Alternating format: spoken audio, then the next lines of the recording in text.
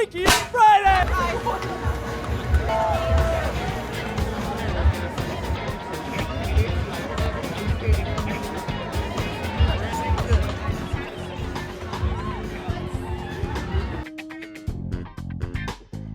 I know it's been 22 years since Freaky Friday's been a global hit at the box office. I didn't know if I would see this day, but I'm sure happy that I did.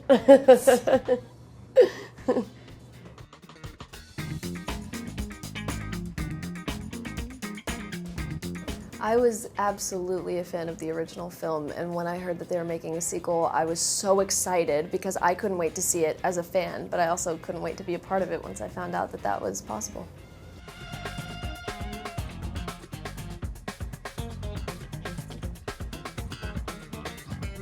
I always hoped if we did a sequel that I would be able to it would be a little bit like muscle memory.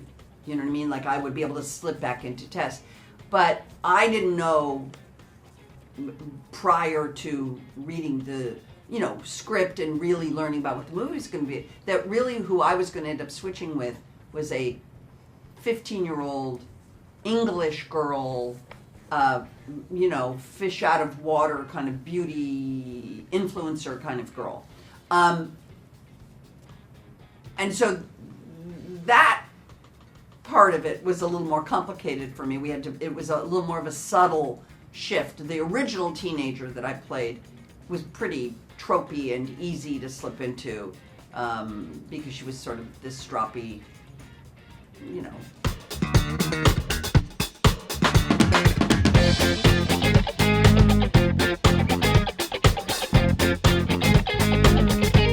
Preparing for Lily was, I don't want to say difficult, but it definitely required work, not only because of the accent. Mandy and I both worked with the same dialect coach whom he had worked with before, and she was lovely. But also, I think it was important for me to really humanize Lily, because when you read her on paper, she could easily just be this mean girl from London and kind of annoying and one note.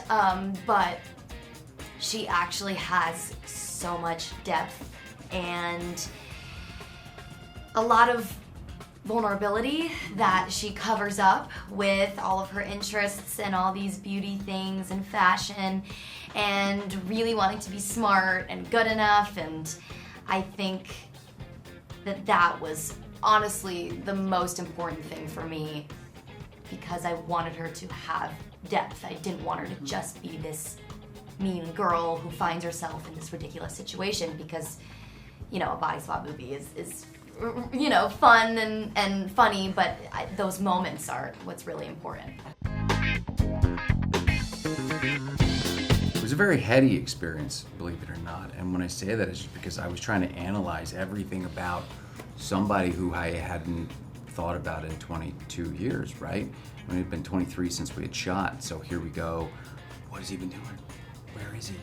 I got to reevaluate where he would have gone, what he would have done, and we had to try to build out what was there, because this is such a complex film. There's so many moving pieces with 4 people changing bodies and all the different things that go, so you can't muddle it too much with Jake, because it will throw off different things. So we had to find a way to really figure out who he was, where he's been, what he's been doing, and what his wants and needs are in this life, and I think we figured that out. Yeah, my character, Eric Davies, is coming from the UK. He's a single father, bringing his daughter into the mix, into America. They're trying to find a new life in this new place. And it so happens that Eric also finds love in Lindsay's character, Anna. So it's navigating a new life experience, a new love, and a possible new family. And it's just all these family dynamics trying to make it work. Do I relate to the character? I mean, it's the first time I'm playing a father.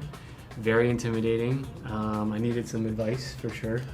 But it definitely gave me a glimpse as to what that could feel like, and I'd say I'm looking forward to it. Yeah, if that ever comes along. Bye.